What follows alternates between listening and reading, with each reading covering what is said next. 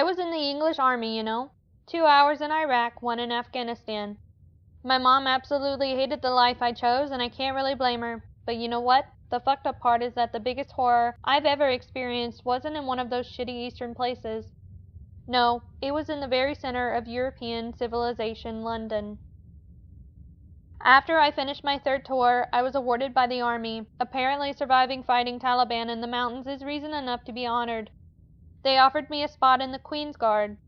I'm not sure how much you know about that, but in England, it's a pretty big deal, and I hated it. I was permanently stationed at home, and as a reward for my bravery, I was now standing in front of buildings motionless, while annoying Chinese tourists tried to make me laugh. I wanted out, but the honor of the position, combined with my mother's happiness that the biggest danger I could ever face would be an Asian tourist, I had no choice but to do it. Only if I knew I'd be safer in some cave in Kabul. So I was stationed to work at the Tower of London, few shifts a week. Shifts were usually 2 to 3 hours long, depending on how many people worked that day. Gotta tell you, that job gets old quickly. Drunk people who try to mess with you, along with annoying tourists who think they're the first ones ever to try to make you laugh. You just want out of your own skin. But it was a job, and it paid, so I shut the fuck up and did it. Now this one day in 2012, started boring as any other day. I had a few French guys trying to mess with me. God, they're the worst, and you can't do shit unless they threaten you. Then I had a group of drunk Russian chicks, which wasn't so bad. The heat was just starting to melt that fucking hat into my skull when a huge group of tourists showed up. Some sort of guided tour, I assumed. They all did their standard spiel pictures, funny faces, jokes, etc. They all had their cameras out, and they all wore the same t-shirt, some Big Ben tour bullshit. All but one. I noticed her standing in the back, just staring at me. She was a good-looking woman, probably early 40s, really dark long hair and somewhat pale, which made me think she was English. She did seem to be part of the tour as she stood with all of the others. After the group finally took enough pictures and realized I wasn't going to laugh, they started moving on. Except the pale woman who stayed and kept watching me. Now I've seen my fair share of people doing all kinds of stupid stuff to get a reaction out of me, but this was a new one. Not only that, this lady was committed.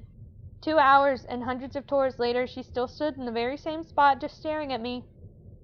The day got pretty hot and there was no way she was comfortable, but I shit you not, she was calmer than I was.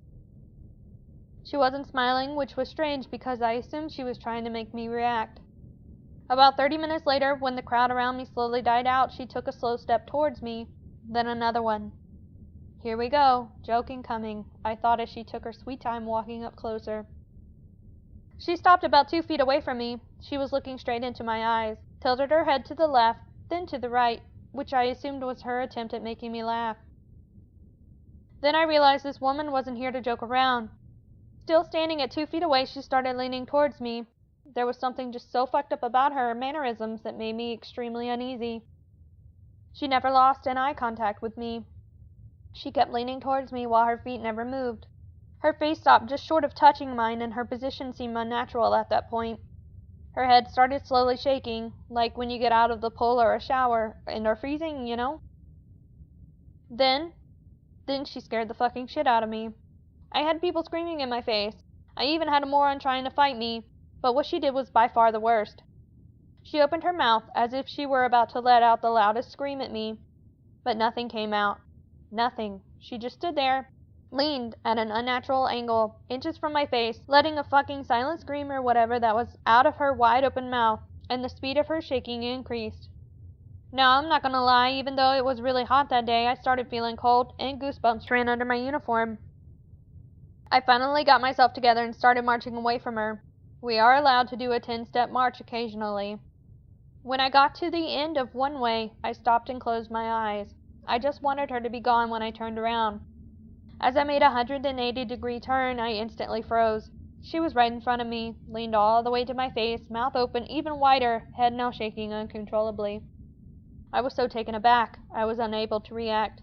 Noise, screaming, and other stuff I can deal with, but this silent, creepy fucking behavior was honestly intimidating me. "Make way for the Queen's Guard!" I yelled. We are allowed to say that when someone is in our way.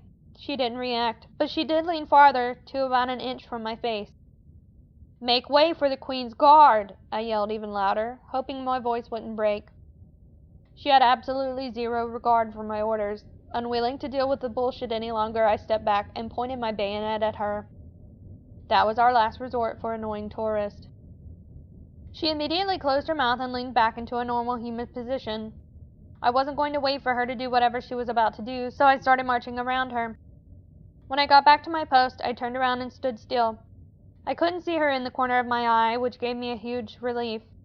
Jesus, this fucking job, I thought to myself.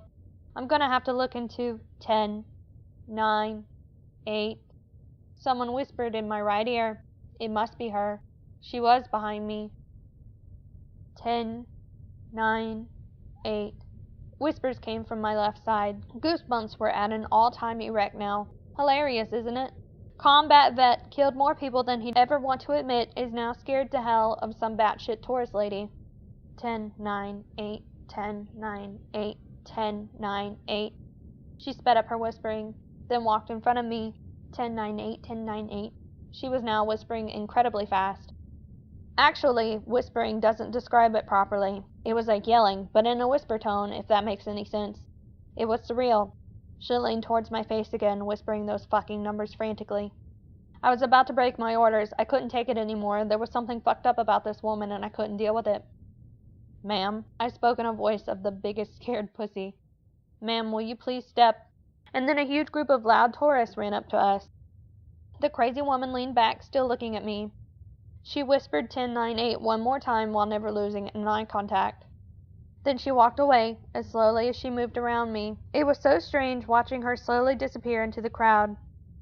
All of that was left was a strange feeling of something unnatural. That and a group of life-saving Asian tourists. Never thought I'd be so happy to see a Nikon-snapping Chinese guy. After my shift was done, I went into our base and told the story to a couple of guys. They all had some experience with creepy people, but never on this level. When our shift commander came, guys jokingly told him how I was abused on duty. He wanted some laughs, so he asked for the full story, but when I started yelling what happened, he quickly lost his smile. Stop, he said. Did you talk to her? Sir? I asked, intrigued. Son, did you or did you not speak to this woman? I wasn't going to lose my weekly pay over breaking that stupid no-talking rule, so I lied. Of course not, sir. He seemed to calm down. Good. And if she ever comes back, never talk back, understood? And that goes for all of you. Joking atmosphere quickly died out in the break room. I was puzzled, but I was even more tired, so I decided to go home and sleep instead of worrying about crazy fucking tourists. Next few shifts went by as boring as they were supposed to be. Woman was nowhere to be seen, and since my girlfriend was about to visit me all the way from the Netherlands, I forgot about the incident. Tuesday night around 3 a.m., I was awoken by loud banging at the door. For some strange reason, the first thought that crossed my mind was that fucked up woman from a week ago. Babe, would you mind peeping through the hole to see who it is? I lazily mumbled as I gently pushed my girlfriend. She was dead asleep. I swear nothing could wake her up. Semi-conscious, I stumbled through the hallway and to the door. Who is it? I muttered while peeking through the hole. But it was too dark outside. That sobered me up. Who is it? I asked again. But the only answer I got was louder banging. Fuck it, I thought as I took a deep breath and opened the door. There are about 1,000,000 things I'd rather see standing in front of me at that moment, and there was only one person I did not expect to be at the door. My girlfriend. I was supposed to pick her up tonight. I nearly lost all control of my legs. 1,000 things raced through my mind, which was having trouble comprehending what in the fuck was happening. Thanks for picking me up at the Heathrow, asshole, my girlfriend said as she slammed the carry-on on my chest. I was still speechless. So I traveled all the way from Amsterdam to see you and you forget? Really? I wasn't hearing it. I knew I was half asleep when I got up, but there was someone in my bed. I wasn't dreaming, for fuck's sake. Stay here, I mumbled as I handed her the bag back. What's wrong? Just stay here. Not knowing where I got the courage to walk to the bedroom, I slowly made my way. I know what you're thinking. In the movies and books, guys walk into the room and boom, it's empty, right? I fucking wish. I walked into my room and it was completely dark, but I could hear breathing. Heavy breathing. My pulse was so high I was sure I was going to pass out, but I flipped the switch. 7, 6, 5, 7, 6, 5. Whispers came from the corner of the room where she stood.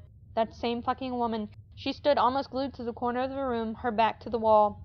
She was looking straight at me, and though I was sure I lost the power of speech, I managed to squeeze out a "what the fuck." 765, she said as she took the first slow step towards me. Her mouth was always wide open, as if she were letting out that damn soundless scream. Every step she'd make, she'd close her mouth enough to say, 765. I couldn't move. Nothing in this world existed besides this woman slowly walking towards me. What a creepy and unsettling feeling. Like I wasn't physically afraid of her, right? I could take her down, and was ready to. But this kind of fear was something foreign to me. Seemed like I was afraid for my, shit, I don't know, soul? You know what I mean? I knew she couldn't hurt me physically, but I was still scared.